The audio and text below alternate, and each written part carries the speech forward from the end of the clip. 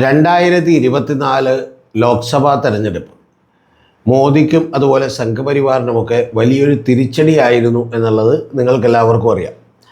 കാരണം ആദ്യം അവർ 2014 തന്നെ അധികാരത്തിലേക്ക് വരുമ്പോൾ 282 സീറ്റുകളും 2019 അധികാരത്തിലേക്ക് വരുമ്പോൾ BJP ഒറ്റക്ക് തന്നെ 303 സീറ്റുകളും നേടിയാണ് അധികാരത്തിലേക്ക് വന്നത്. പക്ഷെ അതിൽ നിന്ന് 2024 വരുമ്പോൾ മോദി ബ്രാൻഡിന് വലിയ ഇടിവുണ്ടായിരുന്നു. അത് 240 സീറ്റുകളിലേക്ക് എത്തുകയാണ് ചെയ്തിട്ടുള്ളത്. എന്ന് പറഞ്ഞാൽ 63 സീറ്റുകൾ കുറയുകയാണ് ചെയ്തിട്ടുള്ളത്. പക്ഷെ അതിന് തെരഞ്ഞെടുപ്പ് നടക്കുന്നതിന് ഏതാനും മാസങ്ങൾക്ക് മുമ്പ് വരെ, കൃത്യമായി പറഞ്ഞാൽ നവംബർ ഡിസംബറുകളിലൊക്കെ വരെ വളരെ വലിയ ആത്മവിശ്വാസത്തിലായിരുന്നു മോദിയും കൂട്ടരും. കാരണം അബ് കി ബാർ 400 പാർ എന്ന് പറയുന്ന മുദ്രാവാക്യമൊക്കെ വെച്ചത് ആ സമയത്താണ്. അതിനു മുൻപ് BJP ഭരിച്ചിട്ടുള്ള ഇന്ത്യയിൽ തന്നെ വലിയൊരു മുദ്രാവാക്യം ഉയർത്തിക്കൊണ്ട് പ്രചണ്ഡമായിട്ടുള്ള പ്രചരണം നടത്തിയിരുന്നു. അത് LK അദ്വാനി വാജ്പേയി കൊണ്ടായ സമയത്താണ് ഇന്ത്യ ഈസ് ഷൈനിങ് എന്ന് പറഞ്ഞു. പക്ഷേ ഇന്ത്യ അത്ര തിളങ്ങുന്നില്ല എന്നുള്ളത് ജനത്തിന് മനസ്സിലായി. അതുകൊണ്ട് പ്രചരണങ്ങളിൽ മാത്രം നിൽക്കാൻ കഴിയില്ല എന്നുള്ളത് BJPക്ക് നേരത്തെ തന്നെ അറിയാം. 2024 അയോധ്യ രാമക്ഷേത്രം പൂർത്തീകരിക്കുകയും അത്തരത്തിലുള്ള ഒരു വിശ്വാസത്തിൻ്റെ ഹൈപ്പ് ഇന്ത്യ മുഴുവൻ ഉണ്ടാക്കാൻ ശ്രമിക്കുകയും കൂടാതെ ഹിന്ദി ബെൽറ്റിലെ മീഡിയകളൊക്കെ തന്നെ ഗോദി മീഡിയയായി മാറുകയും മീഡിയകളൊക്കെ തന്നെ വിലക്കെടുക്കുകയും ചെയ്തുകൊണ്ട് ഏതാണ്ട് എതിർ ശബ്ദങ്ങളൊക്കെ ഇല്ലാതാക്കി എന്ന് വിചാരിച്ചുകൊണ്ട് വലിയ ആത്മവിശ്വാസത്തിൽ തെരഞ്ഞെടുപ്പിനെ നേരിടാൻ തീരുമാനിച്ചപ്പോഴാണ് നമ്മളെല്ലാം കാണുന്ന അഭൂതപൂർവമായിട്ടുള്ള ഒരു പ്രതിഭാസം ഉണ്ടായിട്ടുള്ളത്. അത് സോഷ്യൽ മീഡിയയിൽ ധ്രുവ് റാത്തയും ആകാശ് ബാനർജിയും അതുപോലെ രവീഷ് കുമാറിനെ പോലെയൊക്കെയുള്ള ഞാൻ പേര് പറയാത്തതും പറഞ്ഞതുമായിട്ടുള്ള നിരവധി എണ്ണമറ്റ ആളുകൾ തന്നെ വലിയ പ്രതിരോധം തീർക്കുകയും അവരുടെ പ്രതിരോധങ്ങളിൽ ഈ പറയുന്ന സാറ്റലൈറ്റ് മീഡിയകളുടെയൊക്കെ പ്രശംസാ വചനങ്ങളെ ഒന്നും തടഞ്ഞു നിർത്താൻ കഴിഞ്ഞില്ല. കാരണം അതിനെല്ലാം തകർത്തെറിഞ്ഞുകൊണ്ടാണ് അവരുടെ വീഡിയോകൾക്ക് വലിയ പ്രചാരം സിദ്ധിച്ചത് എന്നുള്ളത് നിങ്ങളൊന്ന് ആലോചിച്ച് നോക്കണം. പലപ്പോഴും ആ സോഷ്യൽ മീഡിയയിൽ ഉണ്ടാകുന്ന വിമർശനങ്ങൾക്ക് പോലും മോദി വലിയ രീതിയിൽ മറുപടി പറയേണ്ടി വന്നു.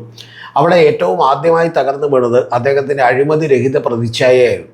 കാരണം മോദി വ്യക്തിപരമായ അഴിമതിക്കാരനല്ല എന്നുള്ളത് തോന്നുമ്പോഴൊക്കെ തന്നെ ആ ഇലക്ട്രൽ ബോണ്ട് എന്ന് പറയുന്ന ഒരു സംഗതിയും അതിൻ്റെ ക്യാൻസലേഷനും അതുമായി ബന്ധപ്പെട്ടിട്ടുള്ള വാർത്തകളുമൊക്കെ തന്നെ നമ്മുടെ പ്രമുഖമായിട്ടുള്ള ചാനലുകളൊക്കെ തന്നെ ക്യാരി ചെയ്തില്ലെങ്കിലും പ്രതിപക്ഷ പാർട്ടികളടക്കം ആരും തന്നെ അതിൻ്റെ പുറത്ത് വലിയ പ്രചരണം നടത്തിയില്ലെങ്കിൽ പോലും, കാരണം അവരൊക്കെ മേടിച്ച് കൈവച്ചിട്ടുണ്ടായിരുന്നു CPM ഒഴികെ, അപ്പോൾ ഇടതുപക്ഷ പാർട്ടികൾ ഒഴികെ. അപ്പോൾ അതുകൊണ്ട് തന്നെ മേടിച്ച് കൈവച്ചിട്ടുള്ളതുകൊണ്ട് അവരൊന്നും വലിയ പ്രചരണം നടത്തിയില്ലെങ്കിൽ പോലും നിങ്ങൾ അറിയേണ്ടത് യഥാർത്ഥത്തിൽ ഇത് ഈ സോഷ്യൽ മീഡിയയിലൂടെ ഇന്ത്യ മുഴുവൻ ചർച്ചയാവുകയും ഈ അഴിമതി വിരുദ്ധ പ്രതിച്ഛായക്ക് വലിയ മങ്ങലേൽപ്പിക്കുകയും ചെയ്തു. ഇതിൻ്റെ പരിസരത്ത് നിന്നുകൊണ്ടാണ് നമ്മളിപ്പോൾ 2024 കഴിഞ്ഞ് 2 കൊല്ലങ്ങൾ കൂടി കഴിയുമ്പോൾ മോദിയുടെ ബ്രാൻഡ് ഇമേജ് പരിശോധിക്കേണ്ടത്. യഥാർത്ഥത്തിൽ അതിന് വലിയ തകർച്ചയാണ് നേരിട്ടിട്ടുള്ളത്. 2024 പോലും ഇത്തരത്തിൽ ഇലക്ട്രൽ ബോണ്ടിൻ്റെ അഴിമതിയും മറ്റു പല പ്രശ്നങ്ങളും അതുപോലെ തന്നെ ഓവറായിട്ടുള്ള വർഗീയതയുമൊക്കെയാണ് വലിയ കുഴപ്പങ്ങളായ ആളുകൾക്ക് തോന്നിയിരുന്നതെങ്കിൽ 2026 വരുമ്പോൾ ഇക്കണോമി തന്നെ തകർന്നിരിക്കുന്നു, തൊഴിലില്ലായ്മ രൂക്ഷമായിരിക്കുന്നു, ആളുകൾ വലിയ തോതിൽ ബുദ്ധിമുട്ടുന്നു, പണപ്പെരുപ്പം കൂടുന്നു, വിലക്കയറ്റം അതിരൂക്ഷമാകുന്നു എന്നുള്ള നിരവധി പ്രശ്നങ്ങളുടെ ഇടക്ക് ഇന്ത്യയെ തന്നെ പിടിച്ചു കുലുക്കിയിട്ടുള്ള ഏറ്റവും വലിയ പരീക്ഷാ നടത്തിപ്പിലെ ക്രമക്കേടുകളുമൊക്കെ തന്നെ തുടരുന്നു എന്നുള്ളത് മനസ്സിലാക്കണം. അതിൽ നിന്ന് യഥാർത്ഥത്തിൽ നരേന്ദ്രമോദി എന്ന് പറയുന്ന ഒരു മനുഷ്യൻ്റെ ഇമേജ് പിന്നെയും ഇടിഞ്ഞു. യഥാർത്ഥത്തിൽ നമുക്കറിയുന്നത് പോലെ തന്നെ ഒരു ഇന്നെഫിഷ്യൻ്റ് ആയിട്ടുള്ള ഒരാളാണ് എന്ന് പറയുന്ന തോന്നൽ കൂടി ഉണ്ടായി. നേരത്തെ കഴിഞ്ഞ 10 കൊല്ലം അദ്ദേഹം എന്തൊക്കെ തന്നെ കുഴപ്പങ്ങൾ പറഞ്ഞാലും വളരെ എഫിഷ്യൻ്റ് ആയിട്ടുള്ള അതിരാവിലെ എഴുന്നേൽക്കുന്ന കഠിന പ്രയത്നനായിട്ടുള്ള ഒരാളാണെന്നും പറഞ്ഞ കാര്യം ചെയ്യാൻ മിടുക്കുള്ള ഒരാളാണെന്നും അത്തരത്തിൽ വലിയ തോതിലുള്ള ഡെവലപ്മെൻറ്റുകൾ നടത്തിയെന്നുമുള്ള തോന്നലാണ് ആളുകൾക്കുണ്ടായതെങ്കിൽ അതിൽ നിന്ന് അദ്ദേഹത്തിൻ്റെ പ്രതിച്ഛായ മാറിക്കൊണ്ട് യഥാർത്ഥത്തിൽ ഈ പരീക്ഷകൾ പോലും കൃത്യമായി നടത്താൻ കഴിയാത്ത ഒരു ഗവൺമെൻറ് ആണോ ഇത്? എത്ര തവണയാണ് ഈ പരീക്ഷയിൽ ലീക്കേജ് ഉണ്ടാകുന്നത്? എത്ര തവണയാണ് അത് രണ്ടാമത് നടത്തപ്പെടേണ്ടി വരുന്നത്? അതിൻ്റെ അടിസ്ഥാനത്തിൽ 10ലധികം കുട്ടികൾ മരണപ്പെട്ടത് എങ്ങനെയാണ് എന്നുള്ളതൊക്കെ അടക്കമുള്ള വലിയ തോതിൽ രാജ്യത്ത് ചർച്ചാ വിഷയമായി. ആ ചർച്ചാ വിഷയമായതിനു ശേഷം നമുക്കറിയാം അതിൻ്റെ പേരിൽ മാത്രം ഒരു പാർട്ടി രൂപം കൊണ്ടു. അതിൻ്റെ പേര് കോക്രോച്ച് ജനതാ പാർട്ടി എന്നാണ്. അതിൽ ഈ പറയുന്ന അതിൻ്റെ നേതാവടക്കമുള്ള ആളുകളെ അറസ്റ്റ് ചെയ്യുമെന്നൊക്കെ പറഞ്ഞു അറസ്റ്റ് ചെയ്യപ്പെട്ടിട്ടുണ്ടെങ്കിൽ അഭിജിത്ത് ദീപ്കെ അടക്കമുള്ള ആളുകൾ അറസ്റ്റ് ചെയ്താൽ അത് വീണ്ടും ആളിക്കത്തുമെന്ന് തോന്നി ഗവൺമെൻറ് അടക്കം ഒരു ബാക്കിലേക്ക് ഒരു സ്റ്റെപ്പ് എടുക്കുന്ന ഒരു ഫുഡ് സ്റ്റെപ്പ് ബാക്കിലേക്ക് എടുക്കുന്ന ലെവൽ കൂടി നമ്മൾ കണ്ടു. അവർ അന്ന് രാവിലെ അപേക്ഷിച്ചിട്ട് പോലും ജന്തർ മന്ദറിൽ പ്രതിഷേധം നടത്താൻ അവർക്ക് അനുമതി കൊടുത്തു എന്നുള്ളത് നമ്മൾ കാണണം. അപ്പോൾ അവർക്ക് തന്നെ ഇൻസ്റ്റാഗ്രാമിൽ 2 കോടിയിലധികം വരുന്ന, അതായത് BJPയുടെ ഏതാണ്ട് 3 ഇരട്ടിയോളം വരുന്ന, കോൺഗ്രസിനേക്കാൾ 1 ഇരട്ടിയോളം കൂടുന്ന വലിയ തോതിലുള്ള ഒരു സപ്പോർട്ട് സപ്പോർട്ടും ഫോളോവേഴ്സും ഒക്കെ അവർക്ക് ഉണ്ടായി എന്നുള്ളത് നമ്മൾ മറന്നു പോകരുത്. അപ്പോൾ അത്തരത്തിൽ വലിയ ഒരു അനുകൂലമായിട്ടുള്ള വികാരം അവർക്ക് അനുകൂലമായി മോദിക്കൊക്കെതിരെയുള്ള വലിയ പ്രതിഷേധമുണ്ടായി. ആ പ്രതിഷേധമൊക്കെ ഉണ്ടായി നിൽക്കുന്ന ഘട്ടത്തിലാണ് ഇപ്പം അതുമായി ബന്ധപ്പെട്ട് സോനം വാങ്ചുക് എന്ന് പറയുന്നത്, ഇപ്പം അദ്ദേഹത്തെ ഹോസ്പിറ്റലിലേക്ക് മാറ്റിയിട്ടുണ്ട് 20 ദിവസത്തെ നിരാഹാരത്തിന് ശേഷം. ഈ സോനം വാങ്ചുക് എന്ന് പറയുന്ന ഒരാളും അതുപോലെ അരവിന്ദ് കെജ്രിവാളും പവൻ ഖേരയും അടക്കമുള്ള നിരവധി ആളുകൾ ഇപ്പോൾ അതിന് സപ്പോർട്ടുമായിട്ട് വന്നിട്ട് നിരാഹാര സമരം അനുഷ്ഠിക്കുകയാണ്. അതിൻ്റെ അടിസ്ഥാന ആവശ്യമെന്ന് പറയുന്നത് ഈ പരീക്ഷാ ക്രമക്കേടുകളുടെ അടിസ്ഥാനത്തിൽ ധർമ്മേന്ദ്ര പ്രധാൻ രാജിവെക്കണമെന്നുള്ളതാണ്. ഇത് പരീക്ഷ നടത്താൻ കഴിയാത്തൊരു പ്രശ്നം മാത്രമല്ല, അത് നടത്താൻ ഏൽപ്പിക്കുന്ന ഏജൻസികളുമായി ചേർന്നിട്ടുള്ള വലിയ ക്രമക്കേടും അഴിമതിയും ഇതിൻ്റെ അകത്തുണ്ട് എന്നുള്ളത് കൂടി ആരോപിക്കപ്പെടുന്ന ഒരു കാര്യമാണ്. അപ്പോൾ അതിൻ്റെ അടിസ്ഥാനത്തിൽ വലിയ തോതിലുള്ളൊരു വികാരം ജനങ്ങളുടെ ഇടയ്ക്കുണ്ടായി എന്നുള്ളത് വാസ്തവമാണ്.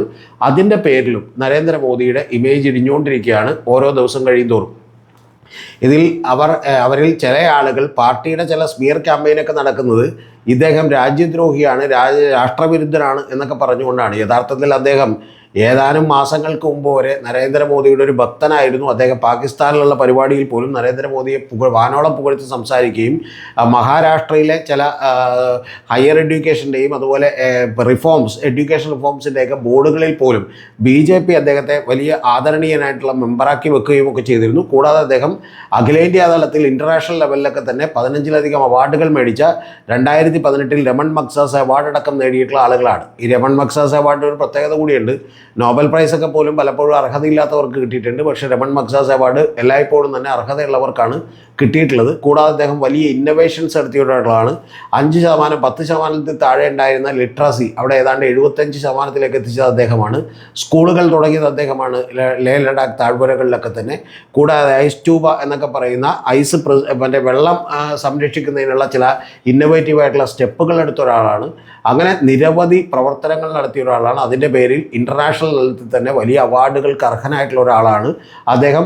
വളരെ നരേന്ദ്രമോദിയും ധർമ്മേന്ദ്ര പ്രധാനും ഒക്കെ ആയിട്ട് പോലും വലിയ അടുപ്പമുണ്ടായിരുന്ന ഒരാളാണ് അദ്ദേഹം. ചില നിലപാടുകൾ എടുത്തതിൻ്റെ പേരിൽ, അവിടുത്തെ തന്നെ ചില പ്രശ്നങ്ങളിൽ ഇടപെട്ടതിൻ്റെ പേരിൽ ഏതാനും നാളുകളായാലും അദ്ദേഹം ഇവർ തള്ളിക്കളഞ്ഞിട്ട് അദ്ദേഹത്തെ പോലും എതിർക്കുന്നത് കൊണ്ട് വലിയ പ്രതിച്ഛായ നഷ്ടമുണ്ടായി. അപ്പോൾ ഇതൊക്കെ സംഭവിച്ചുകൊണ്ടിരിക്കുന്നതിനിടയിലാണ് BJPയുടെയും സംഘപരിവാറിൻ്റെയും ഒക്കെ ആണിക്കല്ല് തന്നെ ഇളക്കുന്ന അവരുടെ അടിവേരുകളെ പോലും അടർത്തിക്കളയാൻ ശേഷിയുള്ള ഒരു വലിയ കാര്യം കൂടി ഉണ്ടാകുന്നത്. അത് രാമജന്മഭൂമി തീർത്ഥ ട്രസ്റ്റിലെ അഴിമതികളാണ്. അവിടെ മുകളിലിരിക്കുന്നവർ മുതൽ താഴെ ഇരിക്കുന്ന ആളുകൾ വരെ 1500 കോടി രൂപയിലധികം വരുന്ന വലിയ അഴിമതികൾ നടത്തിയെന്നും അഴിമതികളുടെ അളവ് ഇനിയും കൂടിയേക്കാമെന്നും അത് 2000-3000 കോടിയിലേക്ക് എത്തിയേക്കാമെന്നും ഒക്കെയുള്ള വലിയ കഥകൾ കൂടി നമ്മൾ കേൾക്കുന്നു. എന്ന് പറഞ്ഞാൽ യഥാർത്ഥത്തിൽ BJPക്കും മോദിക്കുമൊന്നും വിശ്വാസമില്ല എന്നും അവർ വിശ്വാസം അഭിനയിച്ചുകൊണ്ട് ഇന്ത്യയിലൊക്കെ അധികാരം പിടിക്കാൻ വേണ്ടി ശ്രമിക്കുകയായിരുന്നു എന്നും അതുകൊണ്ടാണ് ഈ കളവുകളെക്കുറിച്ച് നേരത്തെ അറിയാമായിരുന്നിട്ട് പോലും രാമനെ പോലും രക്ഷിക്കാൻ അവർ നടപടി എടുക്കാത്തത് എന്ന് പറഞ്ഞുള്ള തോന്നൽ വിശ്വാസികളുടെ ഇടക്ക്, ആളുകളുടെ ഇടക്ക് ഉണ്ടായിക്കൊണ്ടിരിക്കുന്നു. ഇത് രാമക്ഷേത്ര തീർത്ഥ ട്രസ്റ്റിൽ മാത്രമല്ല, അയോധ്യയിൽ മാത്രമല്ല, മറ്റ് നിരവധി ജമ്മു കാശ്മീരിലെയും മറ്റ് നിരവധി ക്ഷേത്രങ്ങളിലേക്കും 4-5 ക്ഷേത്രങ്ങളിലേക്ക് കൂടി ഇത്തരത്തിലുള്ള വലിയ അഴിമതികൾ കണ്ടെത്തിയിരിക്കുന്നു. അതെല്ലാം തന്നെ ഇത് മാനേജ് ചെയ്യപ്പെട്ടിരുന്നത് മോദിയും അതുപോലെ തന്നെ BJPയും സംഘപരിവാറിൻ്റെയൊക്കെ ഒക്കെ ആളുകളാണ് ഏറ്റവും പ്രധാനപ്പെട്ടത് എന്നുള്ളത് തന്നെ അവരുടെ വിശ്വാസം ഇടിച്ചിരിക്കുന്നു. ഇതെല്ലാം കൂടി എടുത്തു വെക്കുമ്പോൾ ഇപ്പോൾ ഒരു തെരഞ്ഞെടുപ്പ് നടത്തിയിട്ടുണ്ടെങ്കിൽ വലിയ തിരിച്ചടിയാകുമെന്ന് പറയുന്ന ഭയമാണ് അവരെ ഭരിക്കുന്നത്. അതുകൊണ്ട് തന്നെ മോദി ബ്രാൻഡിന് വലിയ തകർച്ചയുണ്ടായിരിക്കുന്നു. 2029 ഇനി എന്ത് ചെയ്യും എന്ന് പറയുന്ന തന്ത്രങ്ങൾ ഒരുക്കുന്ന, നിരാശയോടുകൂടി തന്ത്രങ്ങൾ ഒരുക്കുന്ന തിരക്കിലാണ് ഇപ്പോൾ സംഘപരിവാർ. ടോപ്പിക്ക് കഴിഞ്ഞു. ഇനി താല്പര്യമുള്ളവർ കേട്ടാൽ മതി. നമുക്ക് മറ്റൊരു ചാനൽ കൂടിയുണ്ട്. ആ ചാനലിൻ്റെ പേര് ജനകീയ പൊതുബോധത്തിനുമപ്പുറം രതീഷ് ചക്രപാണിയോടൊപ്പം എന്നാണ്. ബിയോണ്ട് കോമൺ കോൺഷ്യസ്നസ് വിത്ത് രതീഷ് ചക്രപാണി എന്നുള്ളതാണ് ചുരുക്കപ്പേരിൽ. അത് നിങ്ങൾ യൂട്യൂബിലൊക്കെ അടിച്ചു കൊടുക്കുമ്പോൾ കിട്ടണമെങ്കിൽ BCC വിത്ത് രതീഷ് ചക്രപാണി എന്ന് അടിച്ചു കൊടുത്താൽ കിട്ടും.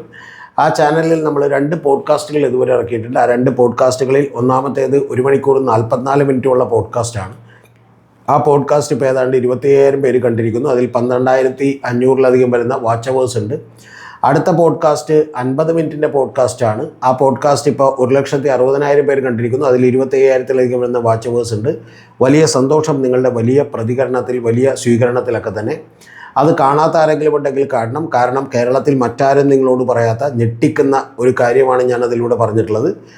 വി.ഡി. സതീശൻ എങ്ങനെയാണ് മുഖ്യമന്ത്രിയായത് എന്നതിൻ്റെ പിന്നിലെ അണിയറ കഥയാണ് നിങ്ങളോട് പറഞ്ഞിട്ടുള്ളത്. കോൺഗ്രസ് ഹൈക്കമാൻഡിന് താല്പര്യമില്ലാതിരുന്നിട്ടും പാർലമെൻ്ററി പാർട്ടിയിൽ ഭൂരിപക്ഷമില്ലാതിരുന്നിട്ടും പാർട്ടിക്കകത്ത് തന്നെ വലിയ സ്വാധീനമില്ലാതിരുന്നിട്ടും അദ്ദേഹത്തെ മുഖ്യമന്ത്രിയാക്കിയത് ആരാണ്, ആരുടെ കോടികളാണ് എന്നുള്ളൊരു കഥയാണ് പറഞ്ഞിട്ടുള്ളത്. അതിനുവേണ്ടി മുസ്ലിം ലീഗ് വാശി പിടിച്ചതിൻ്റെ പിന്നിലെ യഥാർത്ഥ കാരണം എന്താണ് എന്നുള്ളതൊക്കെ തന്നെ ഞാൻ ആ പോഡ്കാസ്റ്റിലൂടെ പറഞ്ഞിട്ടുണ്ട്. അത് കേൾക്കാത്തവർ തീർച്ചയായിട്ടും കേൾക്കണം. അത്തരത്തിലുള്ള നിരവധി പോഡ്കാസ്റ്റുകൾ എടുക്കാൻ നിങ്ങളുടെയൊക്കെ ഒരു സപ്പോർട്ട് നമുക്ക് ആവശ്യമുണ്ട്. ആ സപ്പോർട്ട് നിങ്ങൾക്ക് 2 തരത്തിൽ ചെയ്യാം. ഒന്ന്, നമ്മുടെ ഈ ചാനലിലെ മെമ്പർഷിപ്പ് എടുത്തുകൊണ്ട് നമ്മളെ സപ്പോർട്ട് ചെയ്യാം. ആ മെമ്പർഷിപ്പ് എടുത്തുകൊണ്ട് നിങ്ങൾക്ക് പ്രത്യേകിച്ച് ഗുണമൊന്നും ഉണ്ടാവില്ല. നിങ്ങൾക്ക് ഏതെങ്കിലും വീഡിയോകൾ നേരത്തെ കാണാം എന്നുള്ളത് മാത്രമേ ഉള്ളൂ. അതിനപ്പുറത്തേക്ക് മെമ്പേഴ്സിന് വേണ്ടി മാത്രമായിട്ടുള്ള വീഡിയോസൊന്നും ഉണ്ടാവില്ല. പക്ഷേ നമ്മളെ സപ്പോർട്ട് ചെയ്യണം എന്നൊക്കെ താല്പര്യമുള്ളവർക്ക് വേണ്ടിയിട്ടാണ് അത്തരത്തിലുള്ള ഓപ്ഷൻ വെച്ചേക്കുന്നത്. കൂടാതെ നിങ്ങൾക്ക് ആർക്കെങ്കിലും നേരിട്ട് സപ്പോർട്ട് ചെയ്യാൻ താല്പര്യമുണ്ടെങ്കിൽ നമ്മുടെ ഗൂഗിൾ പേ നമ്പറും അക്കൗണ്ട് നമ്പറും ഒക്കെ കൂടി അതിനകത്ത് വെച്ചിട്ടുണ്ട്. പിന്നെ ഇനി അതൊക്കെ ചെയ്യാൻ കഴിയാത്തവരും അതോർത്ത് വിഷമിക്കേണ്ട. തീർച്ചയായിട്ടും നമ്മുടെ വീഡിയോകൾ കാണുകയും അത് താഴെ അഭിപ്രായങ്ങളും വിമർശനങ്ങളും ഒക്കെ രേഖപ്പെടുത്തുകയും ചെയ്യുക. നമ്മുടെ ചാനലിലെ പേര് മറന്നു പോകേണ്ട, BCC വിത്ത് നിതീഷ് ചക്രപാണി എന്നാണ്.